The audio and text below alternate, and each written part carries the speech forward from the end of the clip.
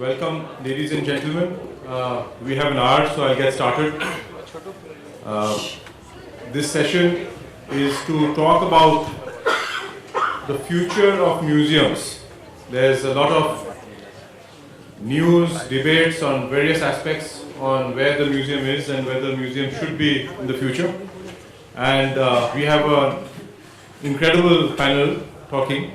So I think let's start by if you can start by introducing yourselves briefly, but also say for yourself, why do you visit a museum?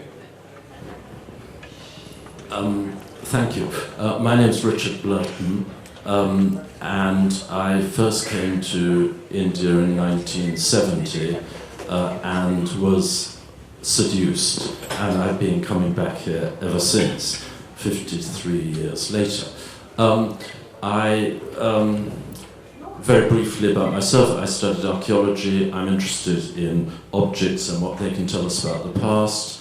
After university, I worked on excavations all over the world, including in southern Afghanistan and in southern India. I then joined the British Museum in 1986, and I retired from there in 2018. So I put in 32 years as a civil servant, which has both plus and minus to the account. I'm still here, coming to India after retirement, and I hope to continue researching and publishing, particularly in areas that especially interest me, such as the Northeast, Assam, and Arunachal Pradesh. Why do I go to museums? Well, I love to see the work of man, and I love to be able to interrogate the works of men and to try and tease out what's going on with these things, what they can tell us about the past, what they can perhaps suggest to us about the present, even what they can warn us against in the future. And so museums, I think, this is very much a personal view, but they have much to tell us and much to encourage us about. Thank you. Thank you. Vidya? I'm Vidya Dehejia. I have spent much of my life dealing with the heritage of this country. I have primarily worked in the US, in New York, at Columbia University, where I have a young generation of PhD students who are now in museums mostly, and also in universities. I have also worked for 8 years in the federal system of the United States at the Smithsonian. 8 years as a museum professional, also as a curator. In the course of my career, I've curated about 8 major exhibitions, some of them major loan exhibitions, all to do with the Indian subcontinent. Why do we go to museums? I'm assuming now that we are talking only about art museums, though that may not be necessarily the right way to approach it, because, of course, in the US, the National Zoo is one of the museums, as they call it, of the United States. It is extraordinary, the difference between the museum going public in the US and in India, and you might be interested in that as a contrast. A huge percentage of people in the US go to a museum at some stage or another, and I don't think that can be said of India. Yes, there are huge tours, school children tours that go through, but they seem to go through without actually absorbing what's happening. Vidya, why do you go to a museum? Why do I go to a museum? Definitely to learn effortlessly, I think, through an object, something about the culture that I'm looking at, whatever that culture might be. Thank you. I'm Jayanta Sengupta. I'm the director of Victoria Memorial Hall, which is the I think the leading partner with Tata Steel for the Kolkata Literary Meet. I am a historian of modern South Asia, having worked mainly in the 19th and 20th centuries. I have taught for many years in universities in Kolkata and the United States, and then worked as a museum professional since 2013, but I continue to do research and research writing broadly on the fields of now currently on cultural history and comparative intellectual history and transnational history. And so as the director of Victoria Memorial Hall, I get the opportunity of seeing a part of the colonial archive in operation, and I also have become more and more interested in the sort of cultural politics of curating and selecting art objects, putting together collections of museums, and so on. So that's my general background. Why I go to museums? As an adult person, I have been visiting museums. I would echo Richard in saying that to sort of see instances of human creativity, the full range of human creativity, and also to, I have been a student and a teacher of history, but I read history at school and college. History has a visuality which is not immediately apparent from the textbooks that we read. So you engage with museum objects, you engage with museum collections to have a glimpse of that visuality and to be, to witness sort of a kind of visual unraveling of parts of history. It's not complete because these are also like the historical accounts that we write. These are necessarily incomplete stories based on the questions we pose to objects as curators.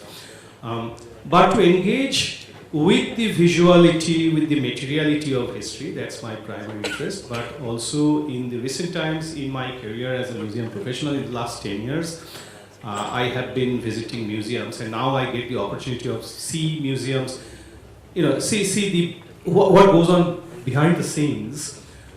So I have become, again, increasingly interested in the politics of museum collections, the cultural politics of museum collections, how they evolve. We'll come to that. Yes. Just as a, So but yes. you touched upon I think leads to my next question. And all of you spoke about objects, and you talked about history from books and other sources. I understand museums would be mostly objects and artifacts. How is the history different? The history of objects versus the history of empires read in books? I can. Richard, you want to start, and then anyone. Let's have a conversation. Yes, there are of course many or a variety of sources from which history can be compiled, can be written. Objects are only one of them. Texts, of course, are very important. Epigraphs. All of these will impinge on the way in which history is written. Also, more less obviously, I suppose, longer-term topics such as climate change and migration. These are also going to have an impact on the way in which history is written. So there are a number of sources.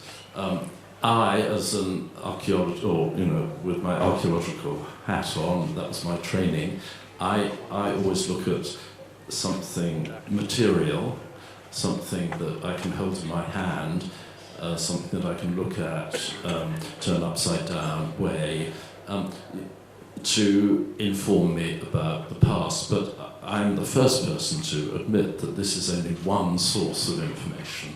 There are many. If I can ask the leading question from there, should these objects be only available to the richest museums like British Museum? No, should there not. be public goods that Absolutely. can move from one of... Absolutely. And one of the highlights, I suppose it was one of the highlights, but certainly one of the most difficult projects I ever undertook was to bring an exhibition to India in 1997, which was made up of over 300 items from the British Museum. It was shown in Delhi and then it was shown in Mumbai afterwards. So I absolutely believe in the ability for objects to move around the world. Having said that, the British Museum, where I was for so many years, we have very specific, and I'm sure Vidya will probably corroborate this as far as the Freer is concerned, we have very specific requirements for lending. We will only lend if the conditions ensure our objects are safe. But in theory, you're not against it. In theory. And So- I mentioned yesterday that our museum has been described as a lending library. You know, that is the fundamental position. So let me not ask a question to you because it concerns the British Museum. It's about some objects, the Benin bronzes or the Elgin marbles. Vidya, if you can talk a little bit about these objects and say, do you think the restitution of objects of great museums, you know, what is your stand on it? I'm honestly not in favor of this massive demand for repatriation of objects. Yes, the objects in many cases have come out under very dubious circumstances. That is absolutely true. But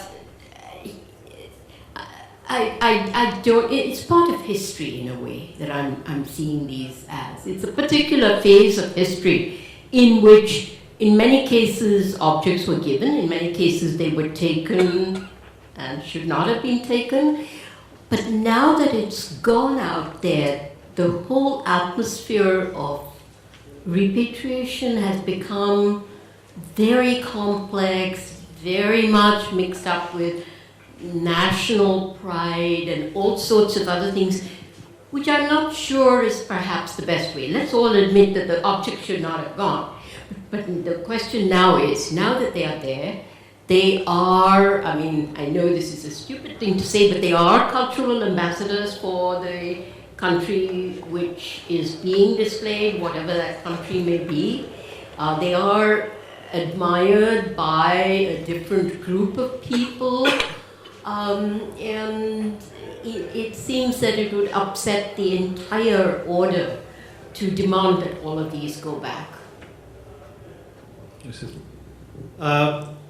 Yeah, you know, all the great museums of the world are, not all, I'll give you an exception, but take the British Museum, one of the greatest museums of the world, the Louvre, the Hermitage, these are all products of imperial expansion, whether of the British Empire or the Napoleonic wars or Tsarist Russian expansion.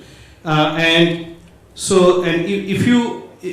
if you implement the idea of the restitution of cultural property fully, then these museums would be substantially empty.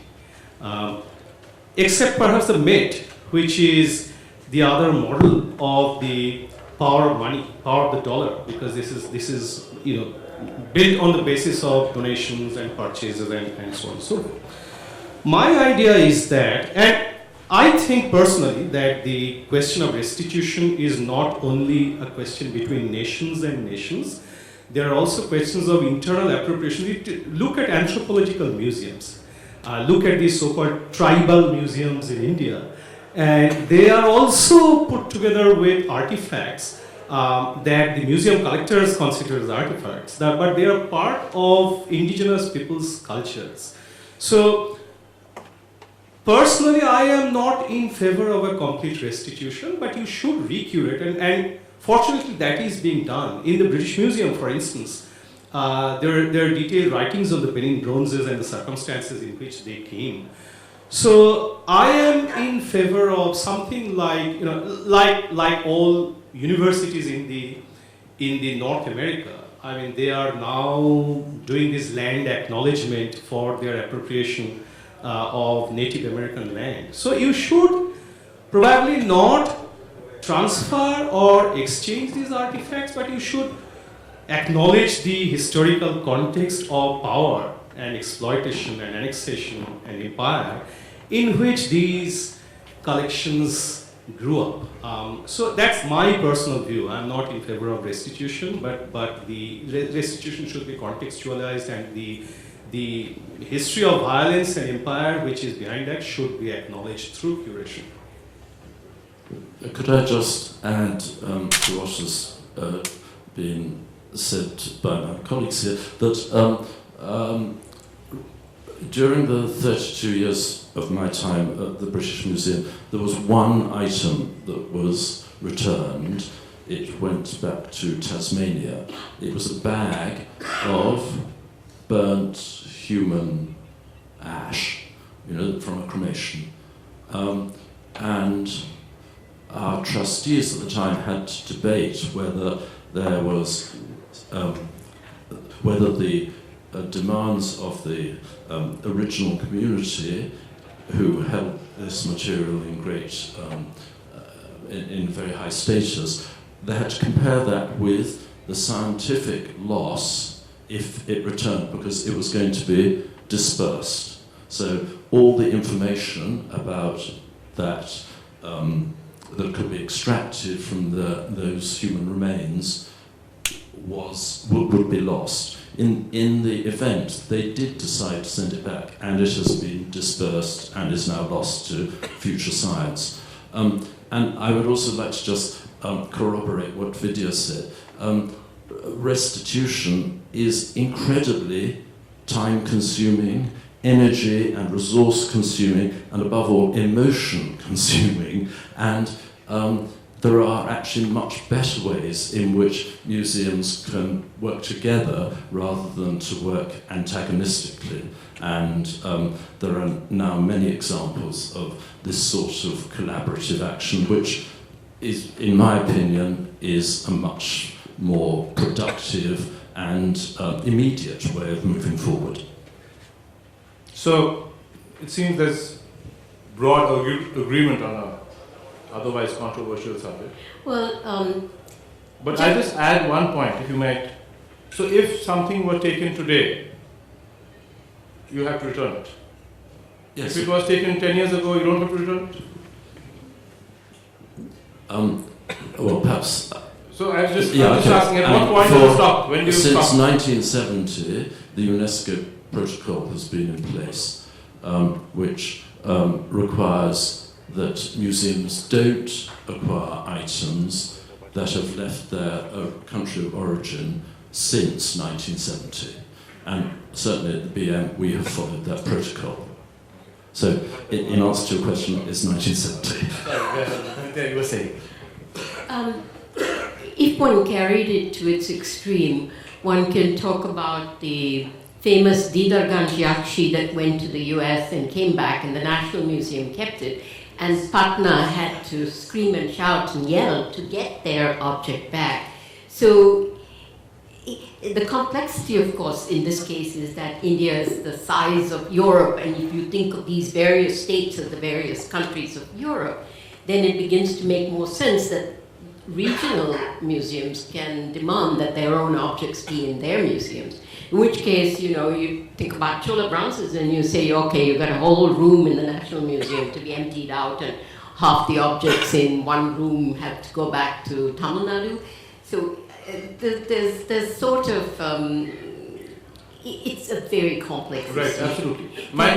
I'll move on, but my only thought is if there's a Nigerian kid who wants to see the Benin bronzes, he has to travel to another country to see it. Is that true?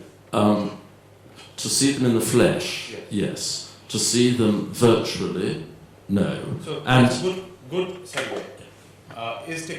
Can we talk about technology while, can we both, like I think there's a 3D printing of the Elgin marbles that are being attempted right now. yeah, So if we can talk about technology and we can have a conversation. I think digital technology has huge potential for museums in the future. I'm now 70, so A, I don't understand most of it, and B, I'm not going to be around when all of that potential is realised. But I feel that that is going to be enormously important. Already, at the BM, we have more than 3.5 million individual object records online, which you can go and look at, when we finish this session.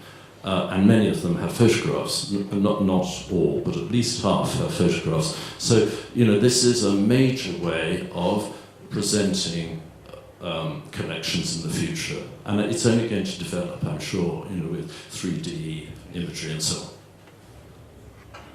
on. The idea of putting your collections online is a no-brainer. You've got to do it. So let's leave that aside.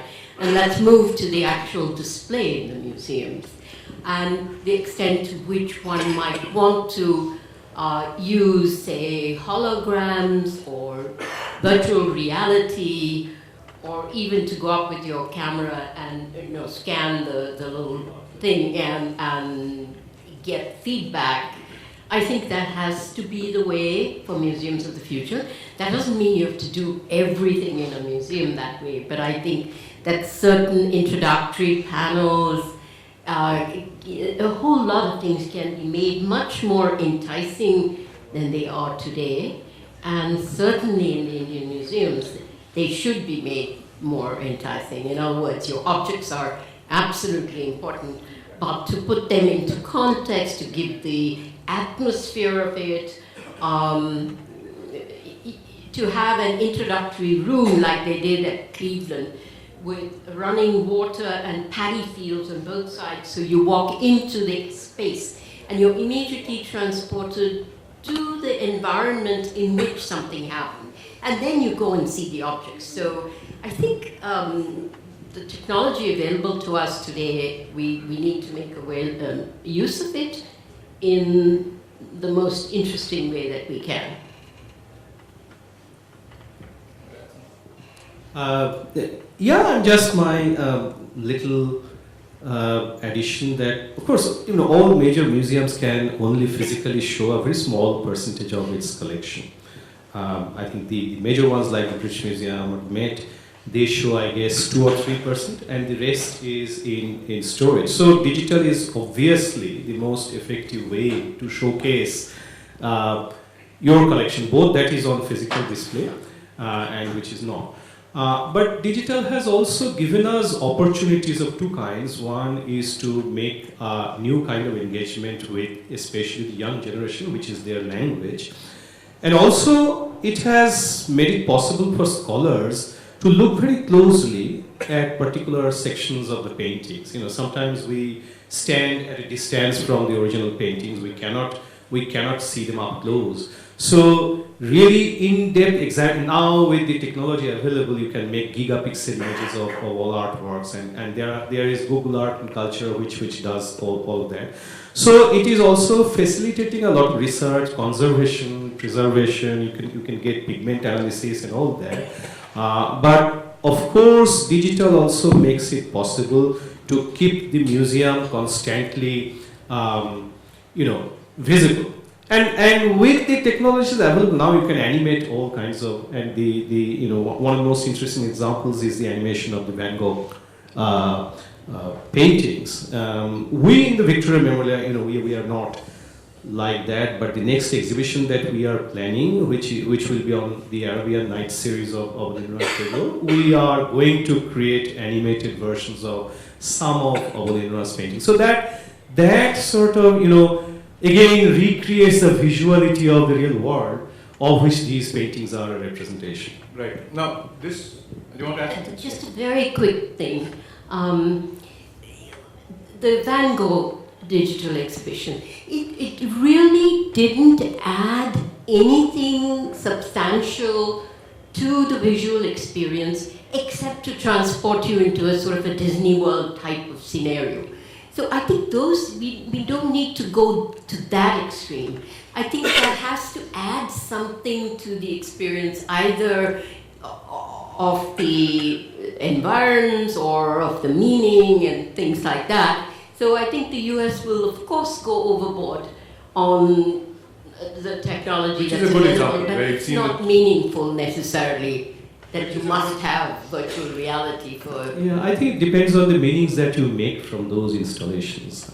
So yeah, if you can do it, people will keep doing it, and there will be people to like it, of course. But which is a good example? You were talking about some museums which has been good at. I was talking about Encountering Krishna was the exhibition, which was at the Cleveland Museum of Art, in which they had 2 objects loaned from Cambodia and their own 5-6 objects.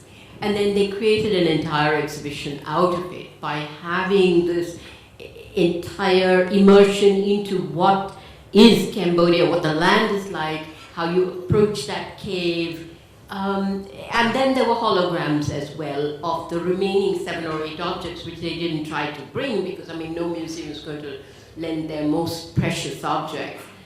So it was a judicious combination of using low-tech idea like just having rushing water on each side and so on, with holograms and with virtual reality.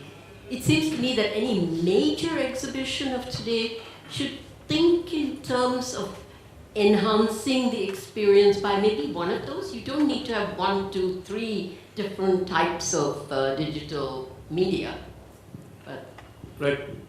You want to add something? Well, just very briefly, I agree very much with what you've just said. And one thing, though, that hasn't been mentioned is the rushing water is actual sound. Although, again, it has to be used extremely judiciously, music, of course, can be extremely evocative and helpful when you're looking at an exhibition. Right. But one question is, all of this will cost money, right? Yes. So, is it, who pays for it? Should the government pay for it? Should it be, museum visitors paying for all of this?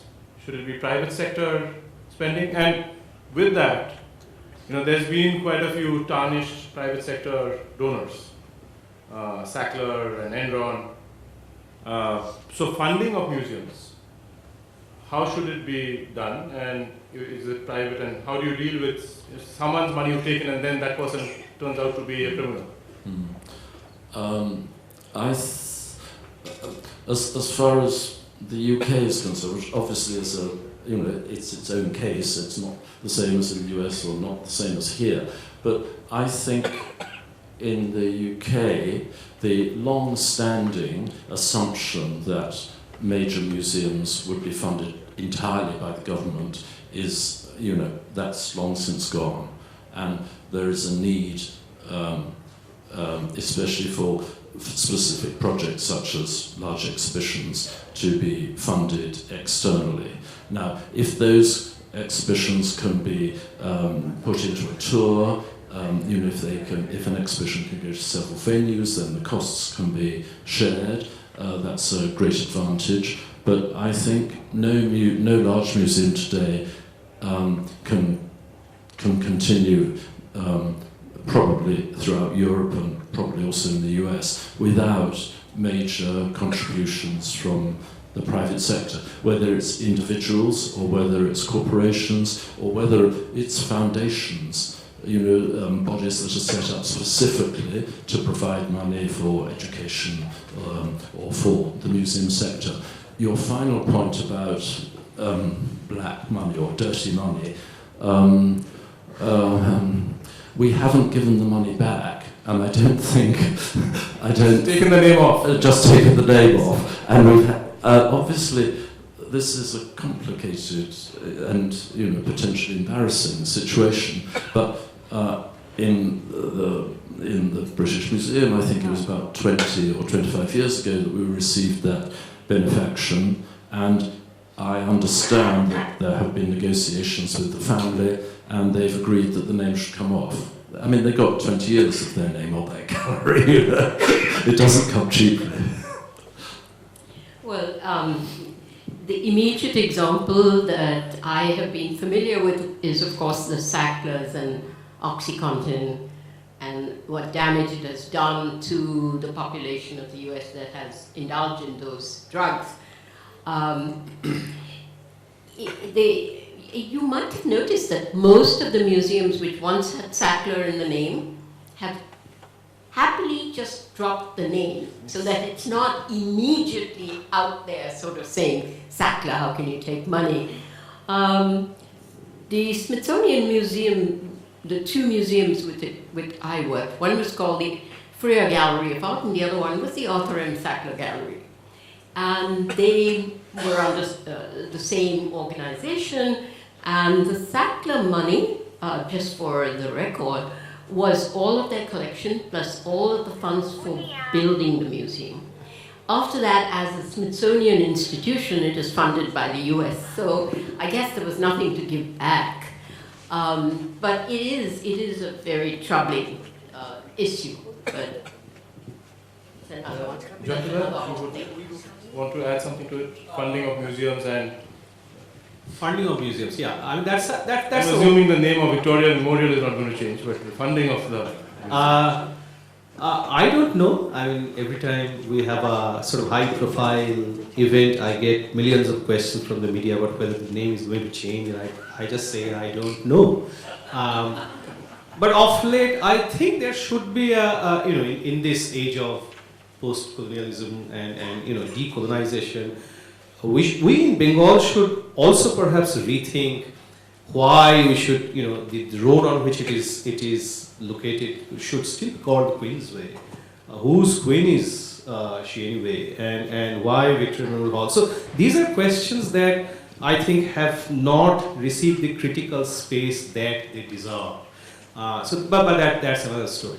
Funding is a big question. I, as somebody working in a government museum, are insulated from the immediate funding question. But obviously, like many other museums all over the world, our budget is shrinking, our grants are shrinking. So we need to, at some point, as soon as possible, we need to look for other sources of funding. But I think, in general, we should, in India, in the US, the great advantage is that you have this tradition of donating to public institutions like museums and libraries and universities and so on. And people also do that to avoid the death tax. In India, we do not have a culture of endowment that much, but it's important that at least some of the major public programs that we do, I'm not talking of the Victoria Memorial alone, where we are doing this literary meet with the financial support of Tata Steel. So that's something that's not entirely paid by the government, although the government contributes a little bit to this. But I think there should be an integrated approach of approaching the government, courting, going to the donors, and crowdsourcing, where, I mean, there are different museums of different shapes and sizes with different budgetary requirements.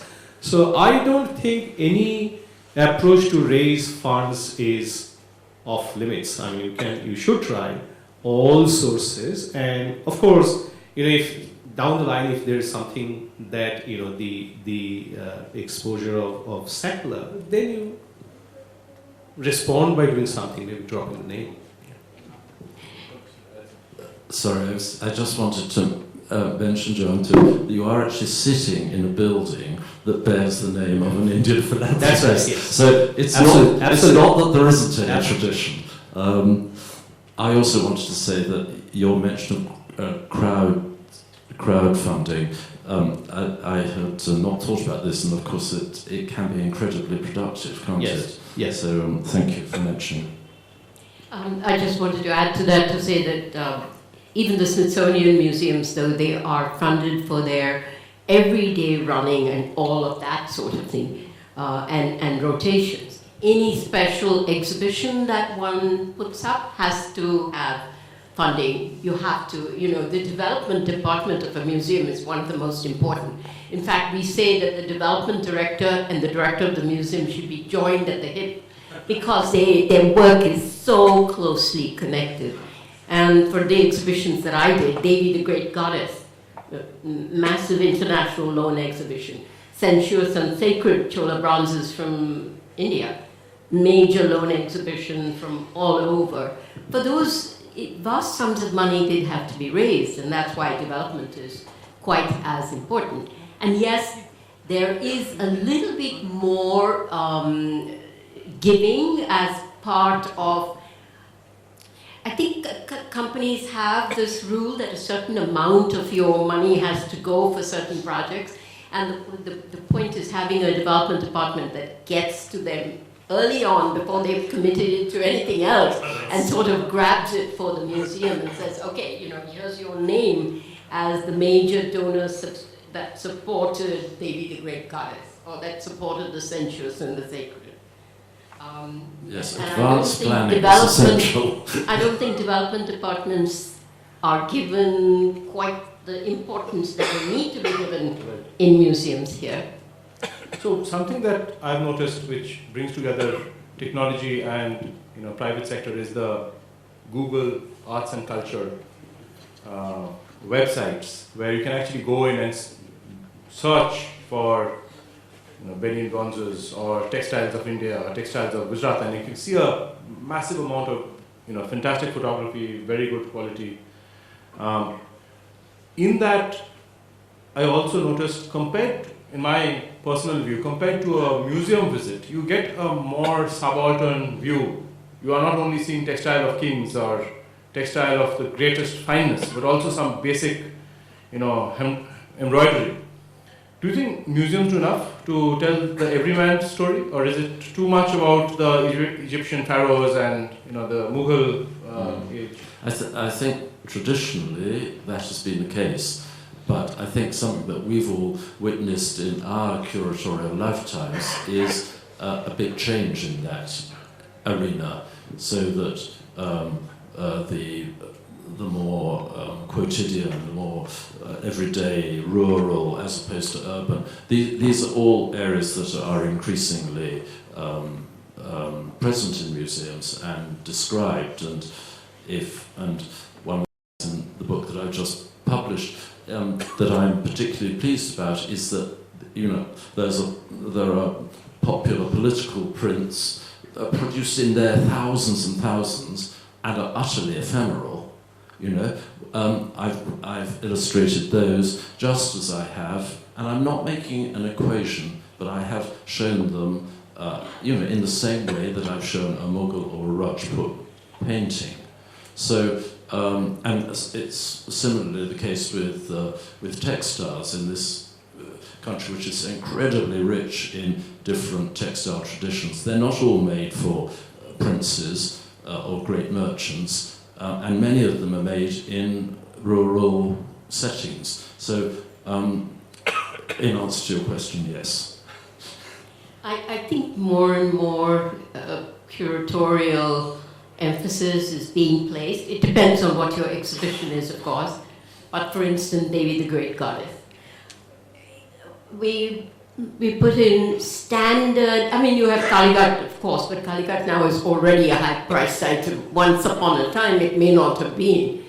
But also we used the standard prints that you can buy just outside a temple, this just which costs almost nothing, which may cost at most 100 rupees, which also has a very major impact on those who buy it. So I think you need a judicious arrangement. You will go for the masterpieces if you can, but there is much more of an awareness that, particularly with a thematic exhibition, that you really can explore how the standard person, the rickshaw driver or somebody else like that, what he would respond to, what he might buy, and present it also. So I think there's more of an awareness of that.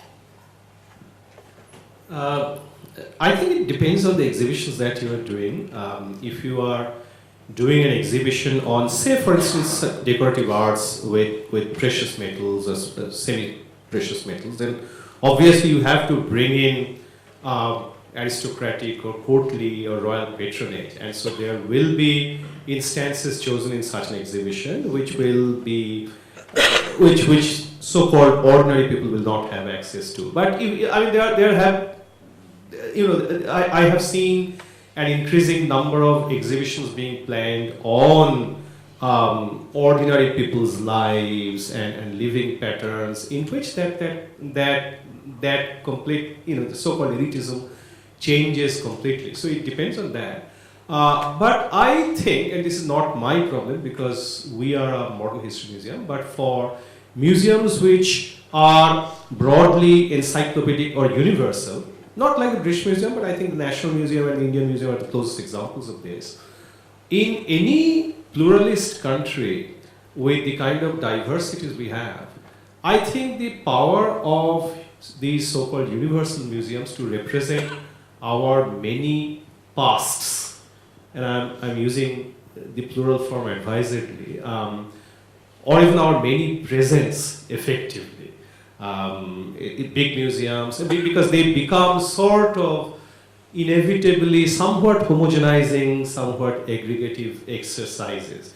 So in my view, small museums, which sort of represent the voices of the small, the marginal, the peripheral, and I can give you an example like the museum called Arna Jharna in the deserts of Rajasthan, which uses the broom as a metaphor for desert life and its trials and tribulations.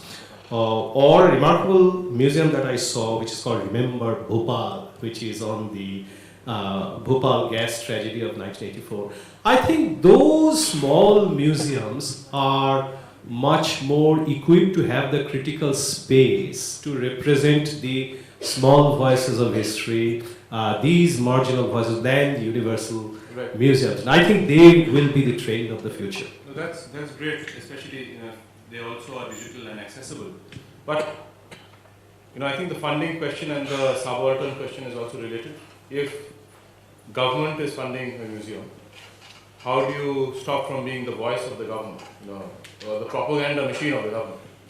Or if the private sector is funding the museum, how do you ensure that you don't become a propagandist of the private sector? This is an important question, and with direct relevance to India. Certainly, the British Museum is what's called it's at an arm's length distance from the government. Our annual grant, we negotiate, we receive it, but we are not a government department, and we are not subject to government diktats. Now, of course, I'm sure there are private telephone conversations between ministers and our director, but mostly in practice, we are at arm's length from government. We are not a department of government. We are not going to be fulfilling their requirements. Okay. Last question, and I'll start with Jayanta. We've seen some repurposing of museums in Kolkata, like Victoria Memorial having, in addition, the Alipur jail converted into a museum. What is the future of that? Can we have repurposed spaces within the city, in other parts of the country, made into museums? Absolutely, we should have.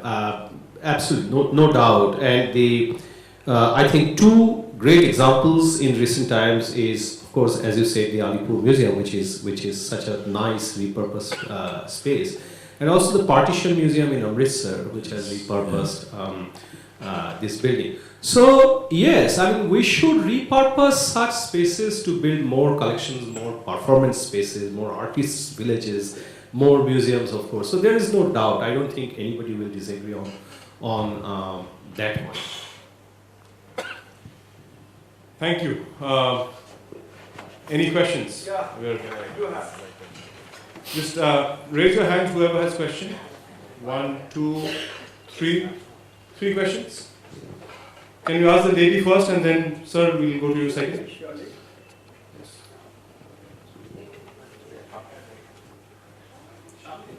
There are 2 ladies, one here and one there. And then, should I start? Yes, please. Okay. I have visited a few museums in US, Europe and Japan. Just as a layman, I'm not from history or archaeology, etc. I'm from neurosciences. and business. Investing as much as 44 days visiting the Louvre, even after 44 days it's still alluring to me. Whereas in India I find very difficult to focus, a bit disorienting and claustrophobic inside museums. Anything from the experts, what is really the difference, why it is difficult to Directed concentrate? to anyone? Any of them can take the question. Anyone wish to volunteer to answer that question?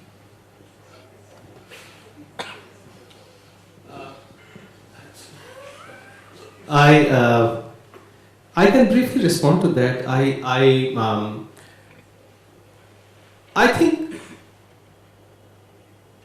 think it's difficult for me to club together all museums of India. Museums can be more or less interesting, depending on what they're doing at the time you visit. Claustrophobic, I don't know, but definitely in the winter, in the peak tourist season, the Victoria Memorial, if you visit the Victoria Memorial, it can be certainly claustrophobic because it's by a long margin the most visited museum in India. Not necessarily, I would admit that not necessarily because what we show as a museum collection, but just people want to see what is inside this grand looking building. And at certain given moments you will have 30,000 people inside that building, and it can be quite claustrophobic. So that's just me, and that's just the Victoria Memorial. I cannot speak about other museums, but it's a fact that compared to curatorial practices exercised in major museums of the West, Indian museums in their curatorial, in their display technologies were lagging behind.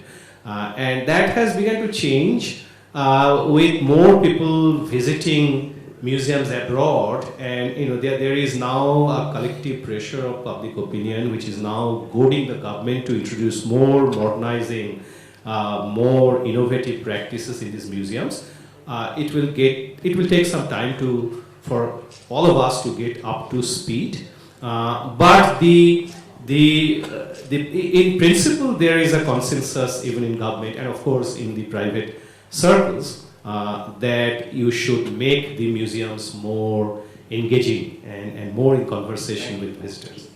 Could I just very briefly add that, of course, in India, increasingly today, although the numbers are still very small, there are private museums where more up-to-date or international style practice is being used. So I think that's going to be a really intriguing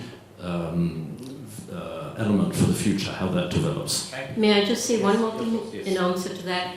I think one of the most important things which is lacking is communication. That is, the idea that an object can communicate something important to the viewer is not considered that important. Yes, they're all beginning to change, there's no doubt about that. But sometimes I think of the curators, the word keeper that the British use. You kept the object safe, but you didn't want to communicate anything about them. So the more we start the understanding that communication with the audience, the public, is necessary, I think that will change, but it'll be a slow change.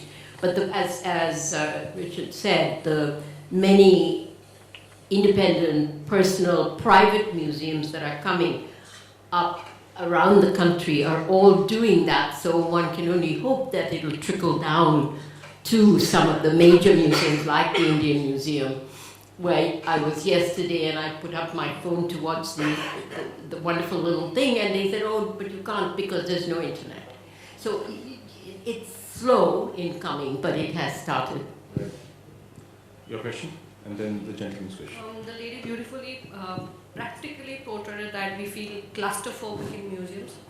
So I have been a part of the design team of Remembering Bhopal Museum. So I'm an architect, and so here the main question is, we are talking about the future of museums, technologies, right? So just if you can throw a little light of how museums can be presented you know. As Jayanta sir said that experiential design of remembering Bhopal. We have also done that Mehnat Manzil Museum in Ahmedabad. So it talks about experience. So the question is how it should be presented, which Yes, is definitely. similar to what the answer was to the previous question. Yes, Is there anything else that you're looking for? Definitely not. Thank you. Thank you very much. Well, I'm a ceramic engineer as well as glass. My question is that why not some glass acrylite type, we keep over the dome so that it never affects the rain or dust or pollution. Why for the future we don't do that? For me, all my paintings which I buy, I have a acrylite plate. It is as transparent as glass. And 100 years, 200 years, it keep nothing will happen. Why don't you think in that line? So I think all these technologies will be studied for the Museum of the Future. But is there a specific question? I think if there anyone who wants to touch upon that. Well, just to say that we use acrylic a lot already. So it's already in the Museum of the Present. So that's great. Last question from the lady there, and we'll close it up. Firstly, thank you for such a wonderful session. My name is Riti.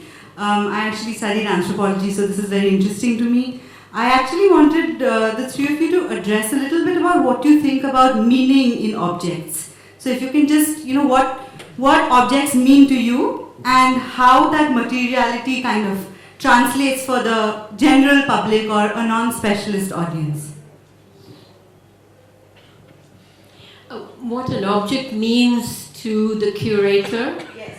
one hopes is something that curator can put forward because it is intrinsic to the object. It has either a sacred significance or it has a regional significance, a meaning in everyday life, whatever that object might be. And so one would want to put that out as an explanation to say this object is significant because of its place. And it doesn't have to be a Chola bronze or a Mughal painting. It can be like we did an exhibition Stephen Heiler, an outside curator, did for us, which was called Painted Prayers. And it was the Rangoli type tradition around the country, whether it's Kerala with flowers or it's Bengal or it's South India. So its significance, its application to you, its meaning for you, the audience, which we hope is what the curator will be able to translate and put across in just a few words. Can you just add a line? Sure. Objects are these homeless things which are rehabilitated in a particular museum. And I think what the curator does is, in the light of the known history, she probably tries to place that object in a broader history. What is its journey? How did it land up here? Where did its material come from? So objects are then sought to be placed in the big picture of known history, like the Rosetta Stone. How did it come to the British Museum? And that also tells you, because it's in 3 languages, the history of how Egyptian hieroglyphs were deciphered. Because you can now compare it with Greek and Aramaic, and so that's what objects do, is that they give us incomplete but interesting connected histories in the big picture of things. Can I just quickly add that I think they also ground us as humans. We can see our past and we can see how that past has affected the world we live in today, how it's formed it, how we fit into it. So museums have many purposes, but I think one of the most important is to make us feel human and to understand our connectedness.